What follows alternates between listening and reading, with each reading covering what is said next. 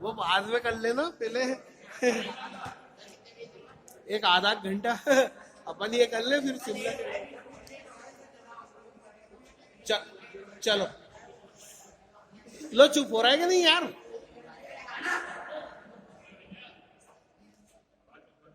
यार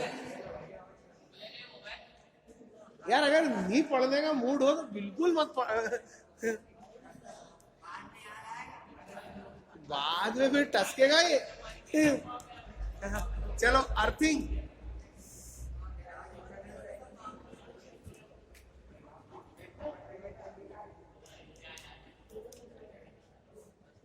बढ़िया।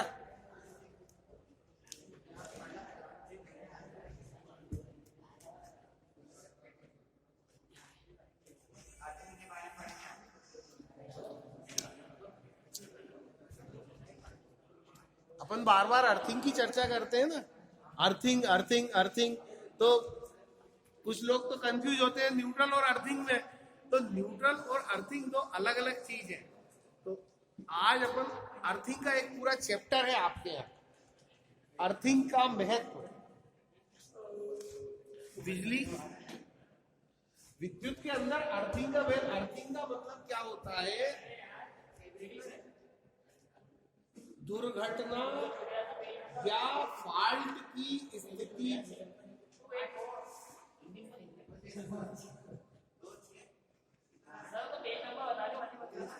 मत बताओ आप।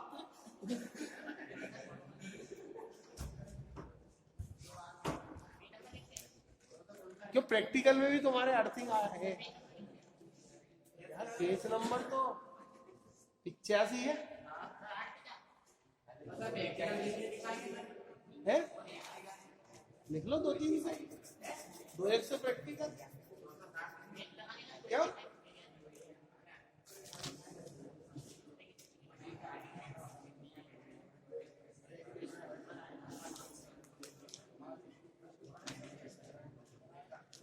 चलो फटाफट यार निपटाएं यार। क्या फिर 2-4-8 दिन ही बचे हैं अर्थिंग है। परीक्षा चालू होगी सेमेस्टर वालों की। अर्थिंग है ना? नहीं आपकी छुट्टी नहीं रहेगी, आपको फिर वो सर बढ़ाएंगे मतलब है। फिर सर रिवीजन कराएंगे।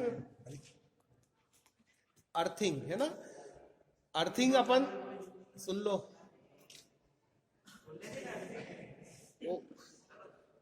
हाँ ये बढ़िया काम, ये नहीं पढ़ना वहां जाके बैठ जाए, वो अपना क्लासरूम खाली पड़े हो क्या, कोई दिक्कत नहीं। दुर्घटना या फॉल्ट की स्थिति में अगर किसी उपकरण के ऊपर, किसी भी विद्युत उपकरण के ऊपर विद्युत धारा आ जाती है तो उसे सुरक्षित रूप से भूमि में पहुंचाने का कार्य अर्थिंग करता है।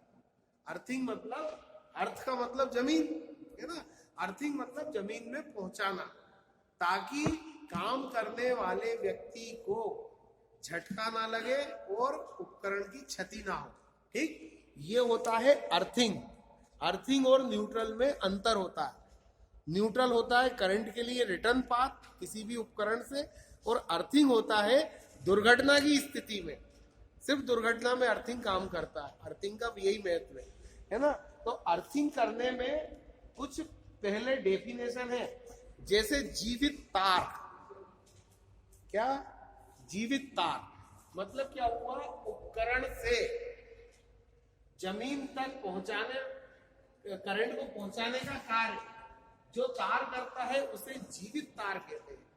लाइव, क्या किसी भी मोटर है, जैसे सपोज ये मोटर है, मोटर के ऊपर करंट आ गया अंदर कोई फॉल्ट होने की वजह से, तो इस मोटर से जोड़ के एक जीआई वायर या कॉपर वायर भूमि के अंदर अर्थिंग बना होता है ना, वो अर्थिंग कैसा होता है वो भी बताऊंगा। अर्थिंग तक पहुंचाने का जो कार्य जो भी चालक करता है उसे जीवित तार कहते हैं। क्या? Live wire. दूसरा है अर्धचालक। ठीक, अर्धचालक भूमि, करंट को भूमि में पहुंचाने का कार्य जो चालक करता है वो अर्धचालक कहलाता है। अगला है अर्थ इलेक्ट्रोड। जमीन के अंदर या तो प्लेट या पाइप कॉपर की या जीआई की जो गाड़ी जाती है, जो भूमि के संपर्क में रहती है। जैसे अपन खेतों पे वो कीला गाड़ते हैं ना, तो वो क्या होता है, कीला भूमि के संपर्क में आ जाता है, तो वो एक छोटा थोड़ी देर के लिए रहता है, फिर उसमें पानी डालना पड़ता है। लेकिन जब परमानेंट अर्थिंग करते हैं तो उसमें एक स्थायी रूप से इलेक्ट्रोड डालना पड़ता है। पाइप या प्लेट उसे कहते हैं अर्थ इलेक्ट्रोड। ये शब्द है, इसके बाद कैसे होते हैं वो मैं अभी अपन करते हैं। दूसरा है अर्थ भू संपर्कित वस्तु। जब किसी वस्तु का अर्थ होना उसे कहा जाता है जब वो अर्थ इलेक्ट्रोड से जुड़ी हो। ठीक, अब अर्थिंग क्या होता है, ये अपन अर्थिंग की चार विधियां हैं। Plate earthing, pipe earthing, water tape earthing और रॉड अर्थिंग। क्या अर्थिंग चार प्रकार का होता है। नंबर 1 पाइप अर्थिंग है ना, पाइप कोई सा भी ऊपर नीचे हो जाएगा, पाइप अर्थिंग है ना। दूसरा प्लेट अर्थिंग है, वो सब एक एक करके देखिएगा है ना। रॉड अर्थिंग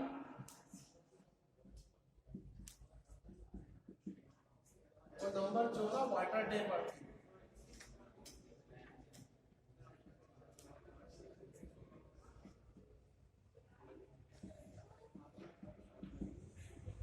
सबसे पहले पाइप अर्थिंग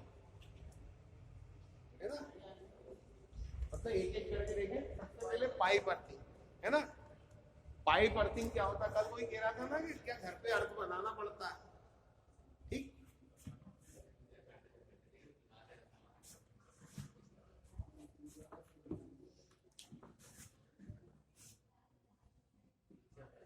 पाइप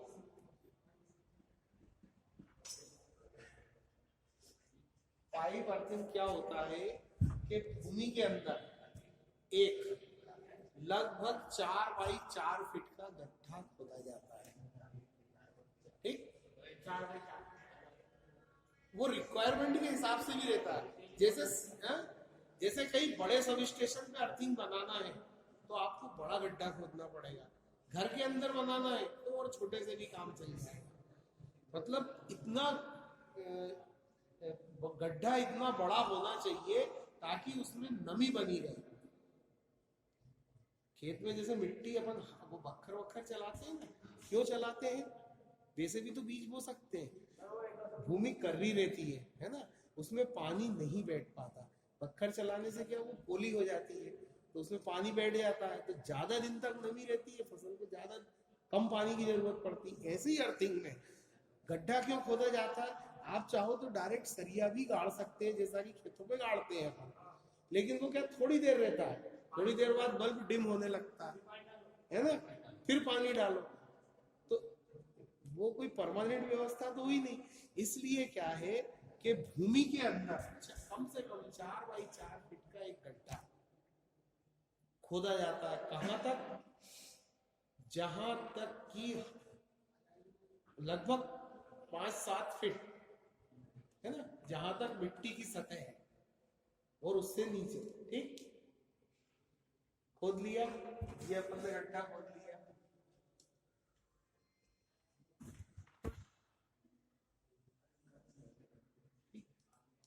अब क्या है, एक जीआई पाइप, जीआई पाइप समझते हैं, ऐसा वो पाइप जिसके ऊपर गैल्वेनाइज हो, जिसमें जंग नहीं लगता, सफेद को चढ़ा देता ना जिंक, निकिल अलग होता है, निकिल चमकीला होता है, निकिल चल रहता है अपनी मोटरसाइकिल के हैंडल वेंडलों पे और रिम पे, वो निकिल होता है। जीआई होता है ट्यूबवेल वाला पाइप, देखा होगा ना आपने, नल वाला पाइप, जीआई पाइप, उसमें जंग नहीं लगता, उसके ऊपर जिंक चढ़ा रहता है। लोहे का अगर आप डालोगे तो जंग लग जाएगा, कुछ दिनों बाद खराब हो जाएगा। ठीक है, क्या जंग लग जाएगा, लेकिन जीआई में जंग नहीं लगता। वो उसमें एक जीआई पाइप इस गड्ढे की लंबाई के हिसाब से लिया अपन ने, ये जीआई पाइप लगभग 3 इंच व्यास का, क्या ये जीआई पाइप है। ठीक, तो जीआई पाइप का मतलब कि केसिंग लगता है। हाँ जीआई भी लगता है, ट्यूबवेल की मोटर में भी लगता है। नहीं केसिंग मतलब बोर वाला केसिंग, वो भी जीआई होता है, हैंडपंप में भी लगता है, सफेद सफेद जो रहता है ना वही। क्या बात है यार, 3 इंच साइज का ले लिया है ना क्या। अब मेरी तरफ थोड़ा देख लो हाँ, वो कैमरे से अपनी जगह पाइप लिया। ठीक, अब इस पाइप में अपन क्या करते हैं, जगह जगह छेद कर लेते हैं, क्या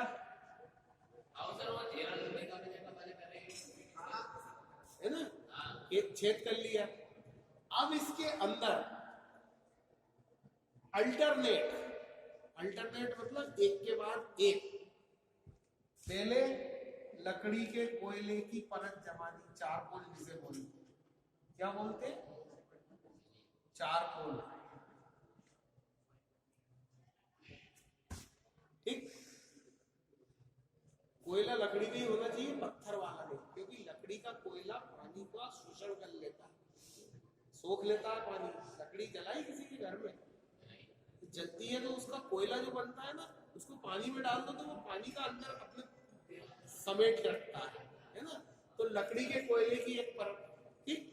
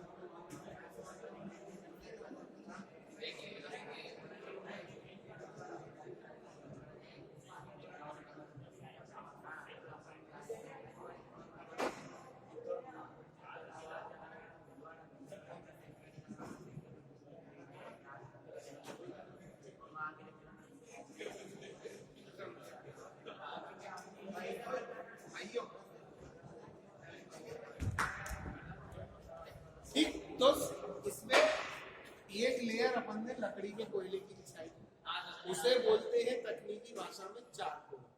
ठीक, उसके बाद उसके ऊपर एक परत नमक की। कौन सा नमक? खड़ा नमक, दिल्ली वाला। ये बात तो ये भेड़ के लिए आर्थिक के भी है नहीं, तो इसमें ये नमक है ना। नमक क्यों? क्योंकि ये पानी में सोख लेता है। इसके इसके अंदर नमक की वजह से है ना, करंट आसानी से प्रवाहित हो जाता है। आप शुद्ध पानी में करंट फैलाओ नहीं फैलेगा, लेकिन थोड़ा सा नमक मिला पानी डाल दो, करंट के ऊपर मजा आ जाएगा। तो करंट, हाँ मतलब इसीलिए हाँ, जब पानी जितना होगा उतने में रहेगा। उसमें एक काम करना, सुनो सुनो सुनो, एक काम करना, उसमें थोड़ा सा, इतना बड़ा गड्ढा है,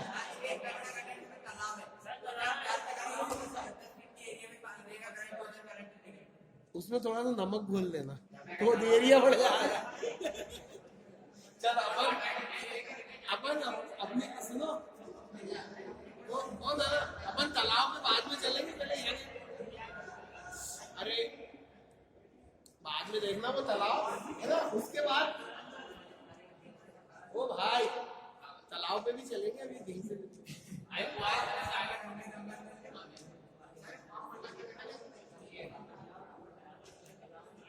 उसके बाद फिर चार, यार तुम अगर गड़बड़, वो भाइयों अगर चुप हो यार, तुम ले चला जाओ, तुम खूब बात करो।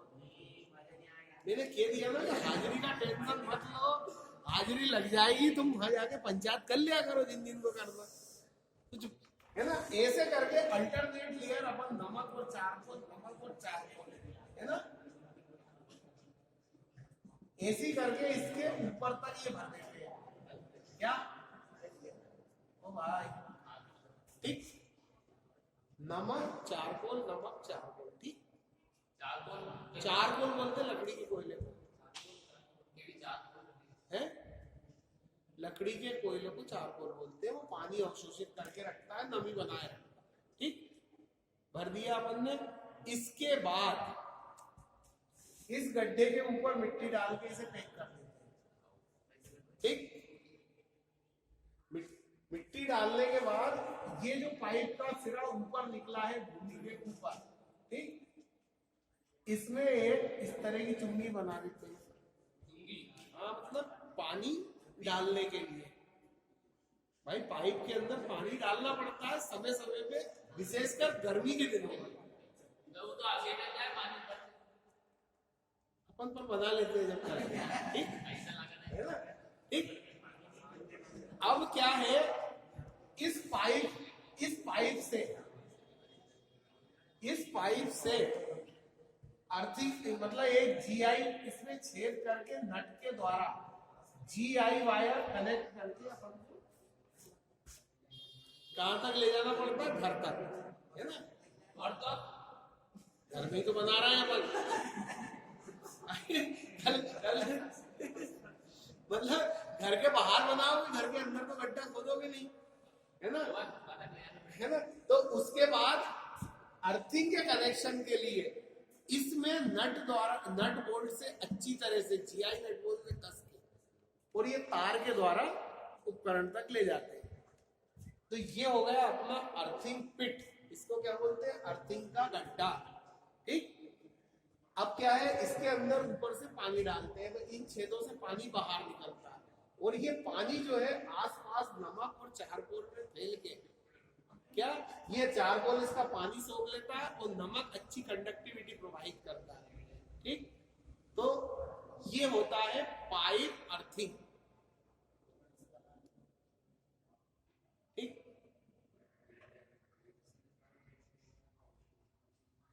अब अगर इसके अंदर करंट आएगा तो ये पाइप के थ्रू जमीन से कांटेक्ट बना रहेगा, आसानी से जमीन में समाहित हो जाए।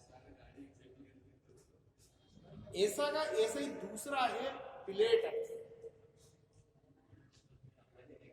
प्लेट अर्थिंग कहाँ किया जाता है? यहाँ पे मिट्टी अच्छी मात्रा में उपलब्ध है और ये किया जाता है ऐसी जगहों पर जहाँ पे पथरीली जमीन है। पथरीली जमीन में पाइप अर्थिंग और प्लेट अर्थिंग। प्लेट अर्थिंग में क्या करते हैं?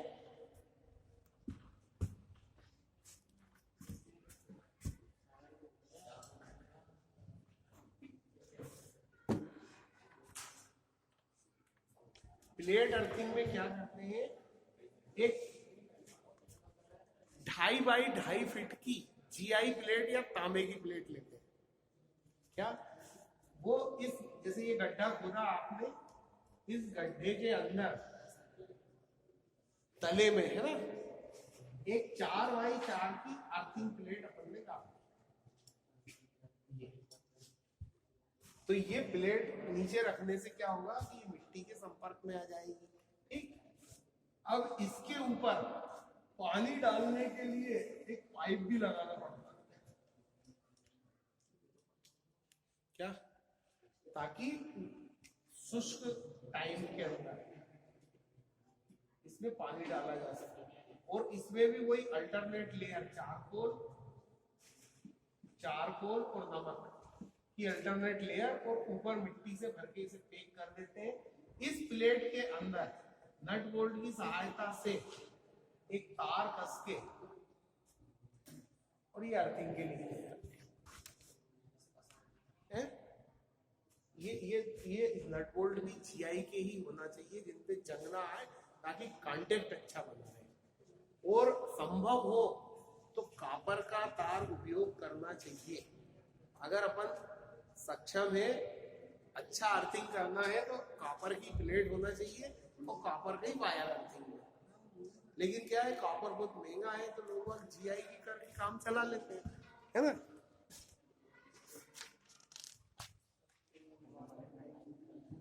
वाटर टेप अर्थिंग है ना। रॉड अर्थिंग में क्या है? उन जगहों पे जहां पे नमी और मिट्टी की मात्रा पर्याप्त मात्रा में रहती है। ये चीजें क्या है? जहां पे मिट्टी कम मात्रा में है वहां पे उपयोग की जाती है। लेकिन यह पर्याप्त मात्रा में मिट्टी है, हमेशा है ना, मिट्टी में अर्थिंग होता, पत्थर में नहीं होता। आप पथरीली जगह को खोदोगे तो वो अर्थ नहीं होगा, उतना अच्छा अर्थ नहीं बनेगा। तो इसलिए यहाँ पे मिट्टी की पर्याप्त मात्रा है, पर्याप्त गहराई तक काली मिट्टी उपलब्ध है। ठीक, उन जगहों पर ये ज्यादा खर्चीले हैं। दोनों में खर्चा भी ज्यादा होता है और मेहनत भी ज्यादा लगती है ना। इस ध्यान किसी का नहीं, सब अपनी अपनी रामायण पढ़ रहे हैं। सब याद है तो फिर यार एक काम करोगे। अच्छा जी यार, अच्छा पहले का तो कुछ नहीं है, अब क्या याद हो गया? अच्छा, कौन सा पाइप? अच्छा, छेद करना पड़ेगा। हाँ हाँ, पानी कब कब डालना? वो कैसे पता लगेगा कि पानी? नहीं, गर्मी के मौसम में हर 2-3 दिन में डालते रहना चाहिए। बरसात में आवश्यकता नहीं है, ठंड में जरूरत नहीं है ना। कभी लगेगा तो बहुत लंबे टाइम तक शुष्क मौसम है तो डाल दिया है? नहीं, डेली नहीं, 2-3 दिन में।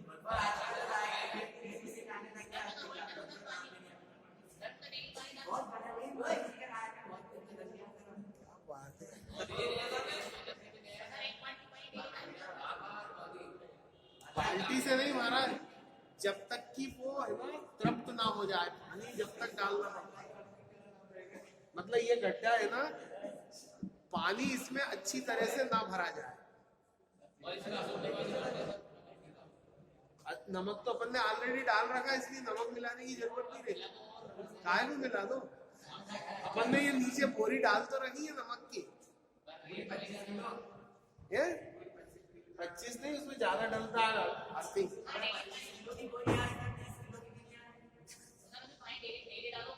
सर सर ए, इसमें नमक कौन सी कंपनी की डालेंगे?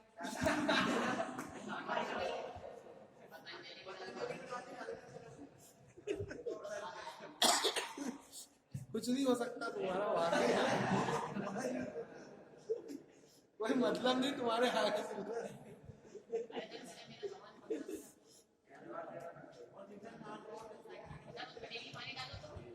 नहीं, डेली पानी डालने से मालूम नुकसान क्या होता है? ये गड्ढा जो है ना, ये गड्ढा जो बना हुआ है, अगर अपन डेली पानी डालेंगे तो ये नमक होता है घुलनशील, क्या वो घुल के भूमि में समाहित हो जाएगा, नमक की कमी हो जाएगी। मतलब पानी इतना डलना चाहिए कि पर्याप्त मात्रा में नमी बनी रहे बस। मतलब ये नहीं है कि अपन को उसको बहाना है। जैसे आटा रोटी के लिए गूंथते हैं ना, तो वो गाढ़ा ही होना चाहिए। अगर लपक के पानी डाल दो तो फिर वो लस्सी बन जाएगी। अर्थिंग बना है घर में? कैसा बना है? प्लेट वाला बना है? कितना गहरा खोदा है गड्ढा? छोटा सा ही गड्ढा है। कितनी बड़ी प्लेट डली है? 2x2 की। डेली डालते हो? और क्या डालते हो? बस उसमें नमक घोल के डाल दो।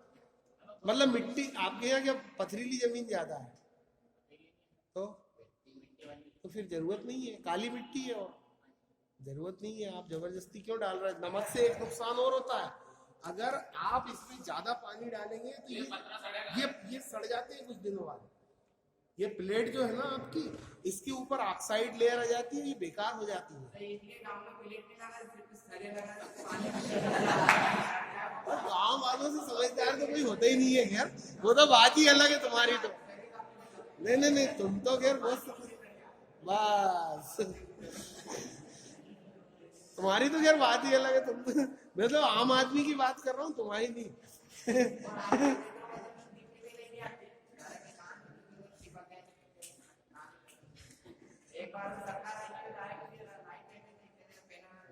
तो फिर ये चैप्टर ही अपन बंद करें, पढ़ने की कोई जरूरत ही नहीं।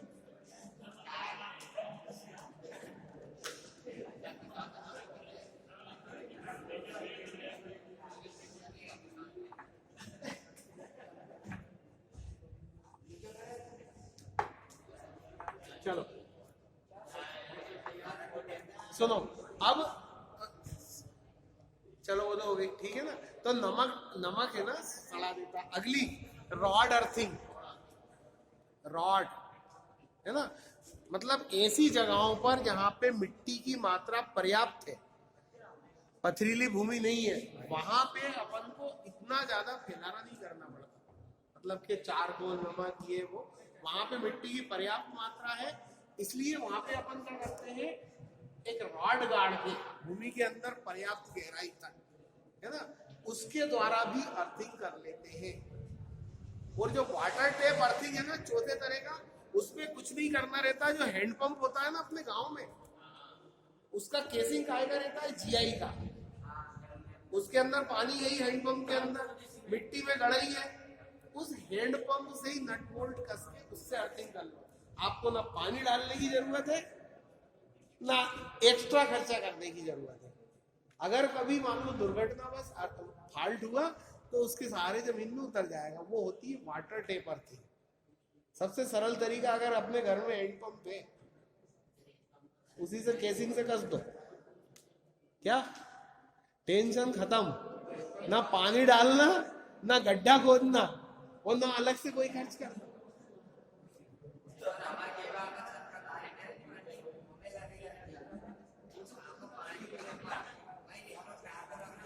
पर बेटा वो छत के तार में एक नुकसान है, अगर एक तार से बना है और करंट आता है तो पूरी छत में फैल जाता है। क्योंकि तार आता एक ही बीम में, हाँ तो वो बढ़िया। ठीक, अब है ना वो भाई साहब, अर्थिंग के लाभ और हानि। अर्थिंग के फायदे क्या है? क्या इसका सबसे पहला फायदा, इसके प्रयोग से उपकरणों में विद्युत धारा वहन क्षमता वाले भाग को भूविभव पर बने रहते हैं। ठीक, अर्थिंग करने का फायदा ये। दूसरा, अर्थिंग को ट्रांसफार्मर, मोटर, अल्टरनेटर मशीनों से जोड़ने से दुर्घटना की समस्या हल होगी।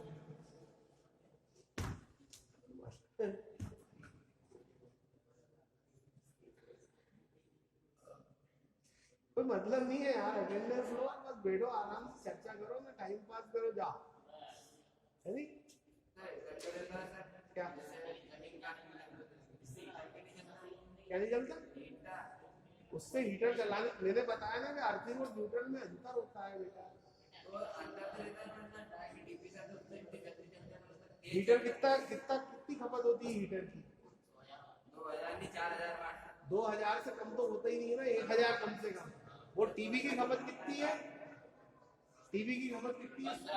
100 वाट, ज्यादा से ज्यादा। तो अधिक शक्ति है तो उसमें अर्थिंग काम थोड़ी करेगा। न्यूट्रल की जरूरत इसीलिए तो पड़ती है। क्या अर्थिंग तो सिर्फ सुरक्षा के लिए है। तो अर्थिंग के लाभ बता रहा हूं। किसी भी उपकरण, मोटर, अल्टरनेटर से संपर्क करने पे दुर्घटना का खतरा कम हो जाता है। तीसरा, यदि उपकरणों पर सक्रियता से अर्थिंग हो जाती है तो धारा लीकेज हो तो मनुष्य को विद्युत झटका नहीं लगता। ठीक, क्या तुम ठीक क्या यार?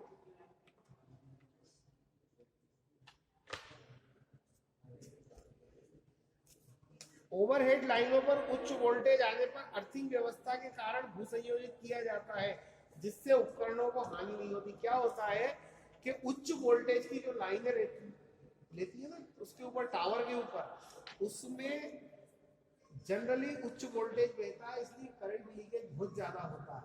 तो उसमें अर्थिंग रहने से क्या होता है, उसमें जो उपकरण लगे रहते हैं वो खराब नहीं होते। नहीं तो करंट प्रवाहित होने पे उपकरण खराब हो जाते हैं। जैसे मोटरसाइकिल में कोई बता रहा था ना, वेल्डिंग करते समय उसका प्लग क्यों हेड देते हैं, तो वो करंट आने से उसका उपकरण खराब हो जाता है। तो अर्थिंग करने से क्या विद्युत उपकरण खराब नहीं होता, इसलिए अर्थिंग बहुत आवश्यक है। कंप्यूटर के लिए भी अर्थिंग बहुत आवश्यक है ना? हाँ, अर्थिंग नहीं हो तो ये चीजें जल्दी खराब होती हैं। अब अर्थिंग की कुछ हानियां भी है। फायदे तो है लेकिन उसके नुकसान भी है। अर्थिंग का बहुत अधिक प्रतिरोध अग्रगामी रहता है। क्या? अर्थिंग का बहुत अधिक प्रतिरोध अप्रभावी रहता है। मतलब अर्थिंग जो रहता है ना, उसकी वजह से इनका प्रतिरोध बढ़ जाता है, उपकरणों की वाइंडिंग होगा। ठीक। दूसरा, अर्थिंग का तार कहीं टूट जाए या जमीन से संपर्क नहीं हो पाया तो ऐसे स्थिति में दुर्घटना घट सकती है। बस ये दो ही नुकसान है, बाकी अर्थिंग का कोई नुकसान नहीं है, फायदे ही फायदे हैं। ठीक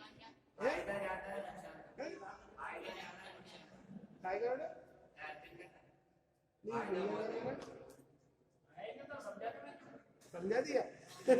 बस तो ये तो बहुत बढ़िया बात है ना। अगर तुमने समझा ही दिया है, अब अर्थिंग के संबंध में कुछ, जैसे विद्युत के संबंध में नियम थे ना, आई इलेक्ट्रिक रूल के स्विच की ऊंचाई 1.3 मीटर होना चाहिए, है ना। मतलब भारत सरकार ने विद्युत वायरिंग के लिए नियम बना रखे हैं, ऐसे अर्थिंग के लिए भी नियम बना रखे हैं। क्या? तो ये नियम ये है। अब आप चाहो तो एक एक करके पढ़ डालो, मैं समझा देता हूँ। अब तुम पढ़ो यार, क्योंकि मैं चिल्लाता हूँ। कौन पढ़ेगा सबसे पहले नियम? जिसको पढ़ना याद है। उनको याद है क्या? वही एक जना पढ़ो यार। चलो तुम ही से शुरू करो यार, तुम्हें याद है। पहला नियम पढ़ना क्या है? नहीं पढ़ना आता?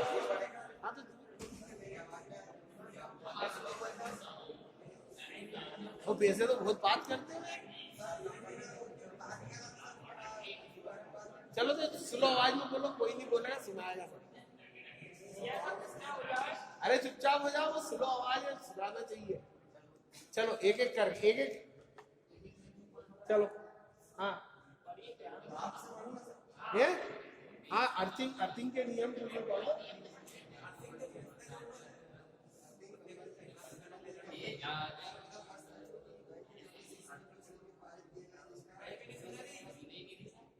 हाँ तो तुम चुप रहोगे जब भी तो सुनाई देगी यार।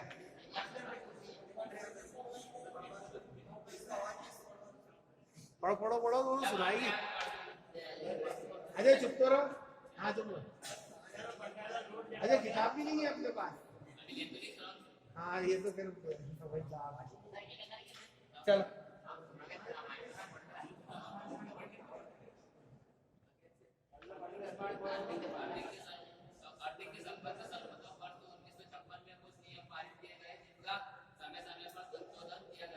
वर्तमान में भारतीय विद्युत नियम 32 से नियम 90 तक विद्युत प्रणाली एवं आर्थिक उपकरणों में मुख्य रूप से प्रभावी है। ये नियम निम्नलिखित है। नियम 32। हाँ आर्थिक और न्यूट्रल चालकों की अर्थिंग और न्यूट्रल चालकों के भू संपर्क। हाँ तो पढ़ तो सही, मैं बताऊं।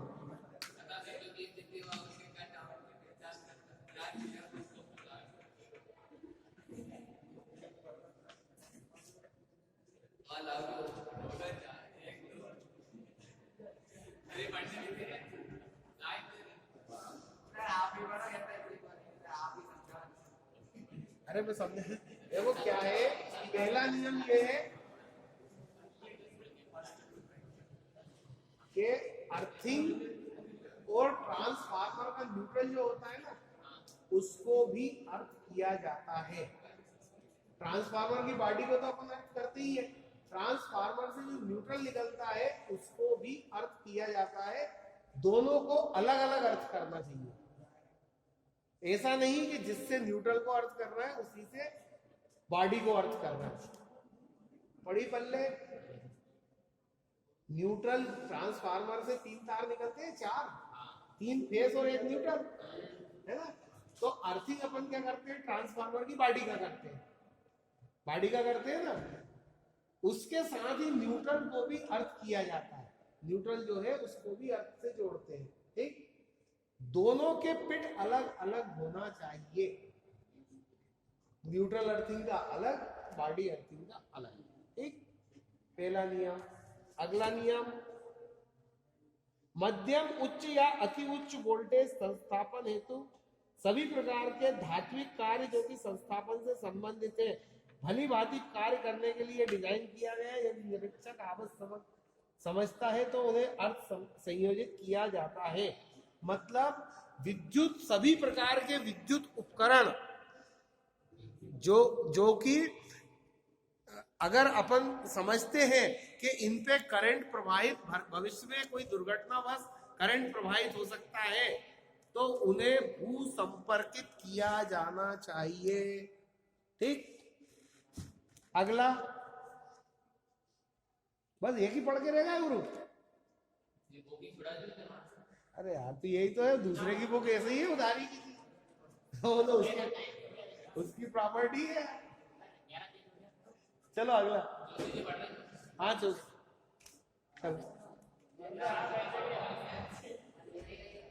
चलो नियम 61।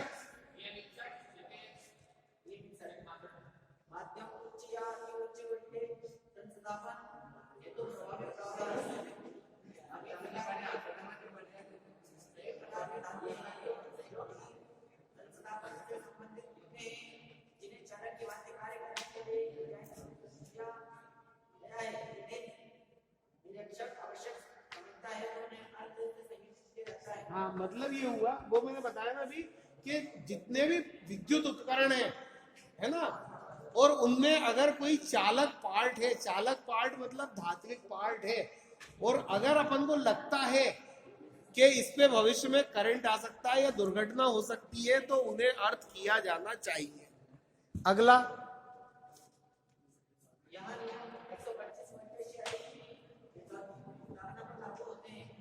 हाँ हाँ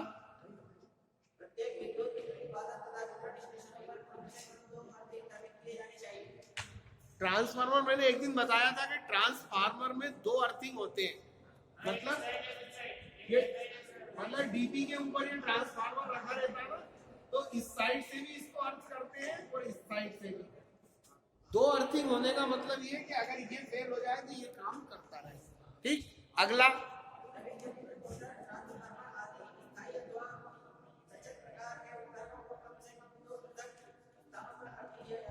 दो पृथक स्थान है ना।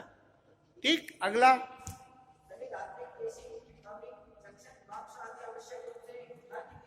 हाँ, मतलब ये जंक्शन बॉक्स जैसे अपने घर में जो बोर्ड लगाते हैं ना, मेन स्विच वगैरह, उनको भी अर्थ किया जाना चाहिए। और अगर लोहे के डब्बे अंदर है, लोहे का स्विच बोर्ड, जैसे आजकल तो ये प्लास्टिक के लग रहे हैं, ठीक है ना, लेकिन पहले लोहे के भी लगते थे, है ना। वो मेन स्विच अभी भी लोहे का लगता है, मीटर का बॉक्स लोहे का होता है, उनको सभी को अर्थ किया जाना चाहिए, क्योंकि सभी पे विद्युत का करंट आने की संभावना बनी रहती है।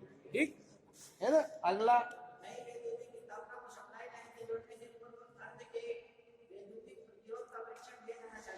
मतलब क्या हुआ, जब अपन वायरिंग कर लेते हैं घर की और या किसी फैक्ट्री की, उसके बाद में सबसे पहले अर्थिंग का परीक्षण कर लेना चाहिए। अर्थिंग का परीक्षण कैसे होता है? अर्थिंग का परीक्षण मतलब ये है कि सभी धात्विक पार्ट अच्छी तरह से अर्थ से जुड़े हुए हैं कि नहीं। वो कैसे करेंगे अपन? मेगर के द्वारा। एक मेगर उपकरण होता है, क्या मेगर, MEGER, मेगर।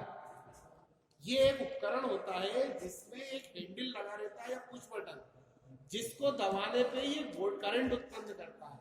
तो उन अर्थिंग वाली व्यवस्थाओं पे करंट प्रवाहित करके देख लेना चाहिए कि सब आपस में अच्छी तरह से जुड़े हैं या नहीं। उसके बाद ही वायरिंग में करंट डालना चाहिए।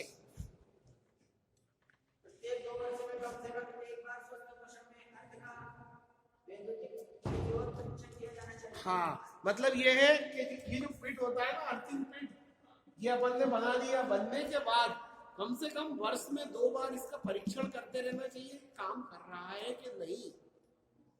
वो कैसे करेंगे? उसके लिए एक अर्थ टेस्टर नाम का उपकरण होता है, जो अर्थिंग के प्रतिरोध का परीक्षण करके बताता है कि इसका प्रतिरोध तो नहीं बढ़ गया। ये खराब होता है ना, पाइप या प्लेट या रॉड या जो भी है, तो क्या होता है, उसमें जंग आ जाती है या उससे भूसंपर्क खत्म हो जाता है या सूख जाता है, तो उसका प्रतिरोध बहुत ज्यादा बढ़ जाता है। तो अपन अर्थिंग मीटर से ये मतलब ज्ञात कर लेते हैं कि अगर प्रतिरोध बढ़ रहा है मतलब आपका अर्थिंग खराब हो रहा है। तो फिर खराब होने की स्थिति में उसे सुधारने के उपाय करते हैं अपन। नमक की कमी है तो नमक डालो, पानी की कमी है तो पानी डालो, पाइप खराब हो गया तो पाइप बदल डालो।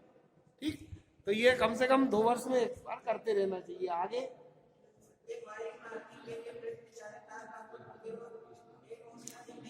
हाँ, मतलब आप परीक्षण कैसे करेंगे अपन?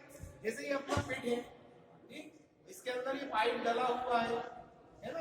अब अपन मान लीजिए इसमें ये तार फंसा हुआ है, अपन इसके प्रतिरोध का परीक्षण क्या करेंगे कि कम से कम 1 ओम प्रतिरोध होना चाहिए। इससे अधिक प्रतिरोध अगर है तो अर्थ खराब हो रहा है। क्या है कि कम अधिकतम इतना प्रतिरोध होना चाहिए। अगर इससे ज्यादा मान लीजिए 20 ओम आ रहा है प्रतिरोध इसका, इस तार का और इसका, तो मतलब अर्थिंग अपना कहीं ना कहीं खराब है।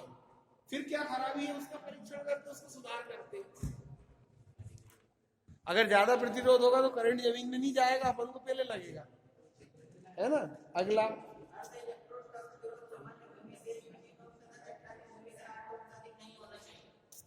ठीक है ना। लेड शीटेड केबल के, देखो केबल जो होती है ना, जनरली अपने कुएं पे जो केबल होती है ना, उनमें क्या रहता है, 3 वायर है ना, और ऊपर रबड़ का आवरण, ठीक। लेकिन जो मतलब सब स्टेशन पे जो केबलें होती है उनमें ऊपर धात्विक आवरण भी होता है। क्या ये धात्विक आवरण इसलिए होता है अंडरग्राउंड केबलों में कि कभी खोदने की स्थिति में, जैसे जमीन में सड़क किनारे केबल डली रहती है, तो वहां पे खुदाई नल के लिए खुदाई होती है, कहीं रोड बनने के लिए, कहीं नाली के लिए। तो उस समय खुदते समय क्या होता है, अगर इसके ऊपर धात्विक आवरण होता है ना ये केबलों के ऊपर, तो केबल अगर आ जाता है तो वो केबल कटती नहीं है, और इस धात्विक आवरण को भी अर्थ किया जाता है।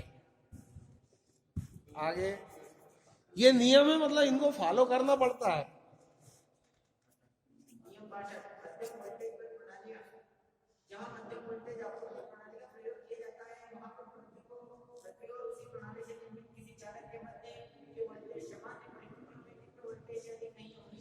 ठीक,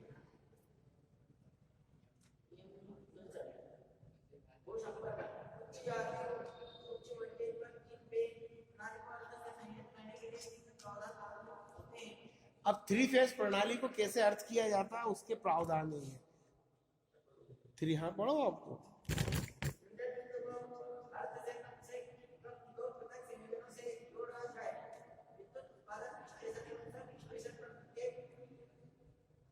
का अलग इलेक्ट्रॉन हो,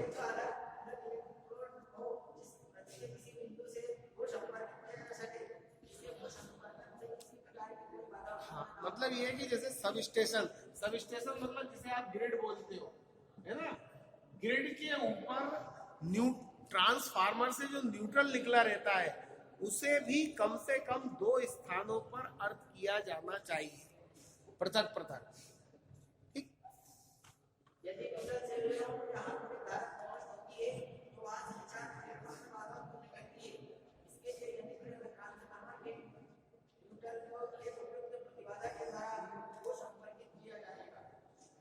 क्या होता है, आपने हमिंग साउंड सुनी होगी, बड़ी लाइन भर भर भर करती रहती है ना, ऐसे ही है ना, क्या रहता है कि ये आवाज तो आती है, लेकिन ये बड़ी लाइनें जो होती है ना, उच्च वोल्टेज लाइनें, जैसे अपने टीवी का प्रसारण है, टेलीफोन का प्रसारण है, इनमें भी बाधा उत्पन्न करती हैं, व्यवधान उत्पन्न करती है, इसलिए उन्हें भूसंपर्कित किया जाना चाहिए।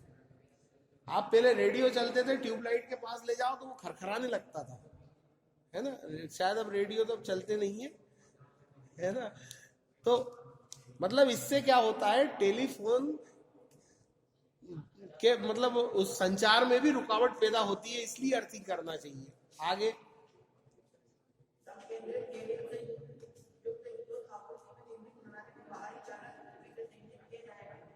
संकेंद्रित केबल मतलब ये इस टाइप की,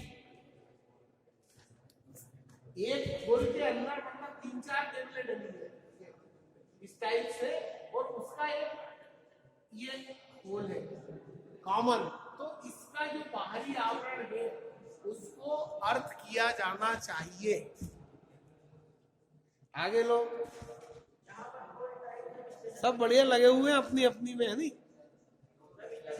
वो चिल्ला ना, तुम तो मत चिल्ला।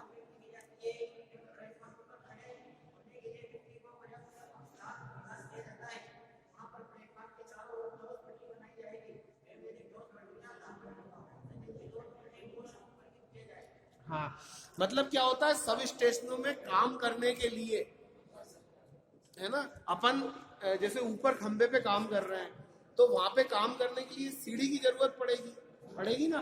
वो सीढ़ी काहे की होगी, लकड़ी या लोहे की, है ना, या तो बांस की या लकड़ी की।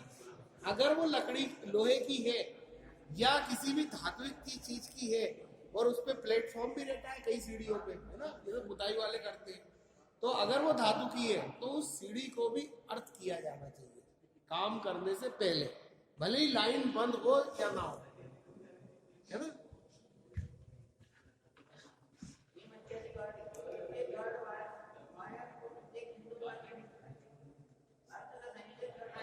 गार्ड वायर आपने खंभों के ऊपर देखा होगा, बिजली का खंभा जो रहता है ना, उसके ऊपर एक कटीला तार लपेट रखते हैं कई जगह, कांटे वाला, बड़े बड़े बिजली के खंभे रहते हैं, उस पे इस तरह का कांटे वाला तार लपटा रहता है, ऊपर तो लाइन रहती ही है जो भी है, क्या या कांटे वाला तार लपटा रहता है, ये किस लिए रहता है, ताकि कोई चढ़े ना, है ना। तो इस वायर को भी अर्थ करना चाहिए, है नी? अगले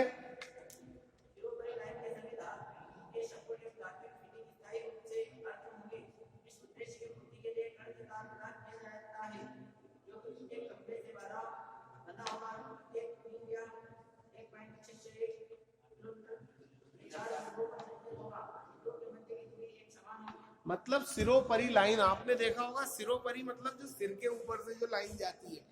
बड़े टावर जो देखे होंगे, टावर में क्या रहता है, टावर इस टाइप के रहते हैं, ऐसा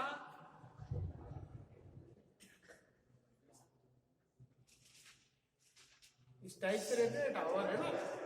और इनमें तो यहाँ तो ये तार जाते हैं कौन से, बिजली वाले, लेकिन सबके ऊपर एक तार जाता है, सबसे ऊपर टॉप पे एक तार रहता है पूरे पे, उसमें करंट नहीं रहता, वो अर्थिंग का रहता है। सबसे ऊपर टावर में जो तार रहता है ना, वो अर्थिंग का रहता है, वो होना आवश्यक है। आगे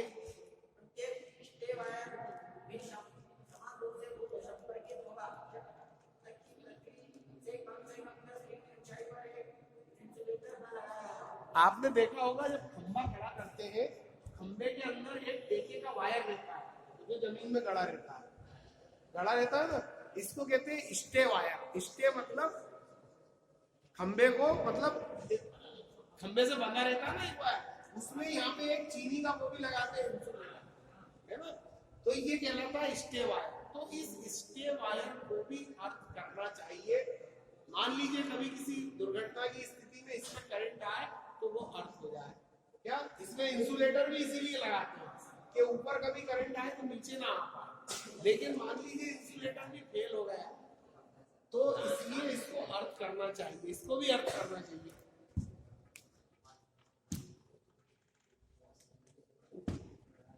आगे हाँ बस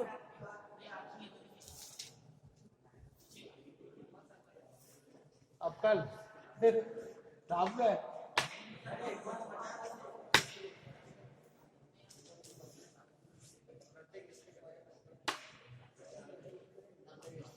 कौन सा प्रत्येक स्टे वायर है ना, प्रत्येक स्टे वायर में भी, स्टे वायर मतलब वो खंबे को जो खड़ा रखता है ना वो वायर, उस वायर को भी अर्थ करना चाहिए। वही तो बता रहा था मैं अभी, जिसमें ये लगा रहता है ना, ये इंसुलेटर मतलब ये खंबे को खड़ा रखने के लिए, मतलब झुके ना, तो इस वायर को भी अर्थ करते हैं। खंबे को तो अर्थ करते ही है, खंबे पे लगे उपकरणों को करते हैं। मतलब सीधी सादी बात यह है कि विद्युत प्रणाली के अंदर अगर धातु की कोई भी चीज लगी है तो उसे अर्थ करना है। क्या कोई भी मेटल की चीज लगी है, लोहे की या एल्यूमिनियम या कॉपर की कुछ भी, तो उसको अर्थ करना है, क्योंकि भविष्य उस पर आपने ट्रेन पे देखा होगा, ट्रेन के तारों पे वो टांग देते हैं ऐसी राड, जबकि लाइन बंद रहती है, लेकिन फिर भी दो दो राड टांग देते हैं, अर्थिंग की टांगते हैं ना। रेल की लाइन पे क्यों टांग देते हैं, वो लाइन तो बंद रहती है और वो बंद करके भी आते हैं, लेकिन उसके बाद भी रॉड टांग के क्यों करते हैं काम, इसलिए कि मान लीजिए भूलवश कोई अपने जैसा ऑपरेटर पहुंच गया, कम पढ़ा लिखा, और उसने देखा कि लाइन बंद, उसने लाइन चालू कर दी और उधर काम भी चल रहा है, तो वो आदमियों का काम लग जाएगा। तो परमिट लेना पड़ेगा, परमिट। अरे तो परमिट ले, तो अपने जैसे पढ़े लिखे भी तो वहां पे हैं बहुत सारे, ज्यादा तो कहीं का अपने जैसा गधा पहुंच गया, उसने लाइन चालू कर दी, तो बेचारे वो लाइन भी टंगी रह जाएगी जो काम कर रहा है। इसलिए पहले अर्थिंग रॉड उस पर टांग दी जाती है कि मान लो कोई ऐसा दुर्घटना बस या किसी भूलवश हो जाए, है ना, तो वो अर्थिंग रॉड उस समय करंट को फटाक से जमीन में प्रवाहित कर दे, और जो काम करने वाला आदमी लाइन पे कर रहा वो बच जाए। तभी तो है ना, इलेक्ट्रिसिटी में एक नियम है, every circuit is live circuit, every circuit is live circuit. हर चालक हमेशा करंट, ये मान के चलना चाहिए कि कोई भी चालक है उसमें करंट है, चाहे वो कटा हुआ हो चाहे ना हो, आप उसको यही मान लो कि करंट है। आ जाओ सर, आ जाओ, वो तो हो गया इनका कोटा पूरा। इतना हजम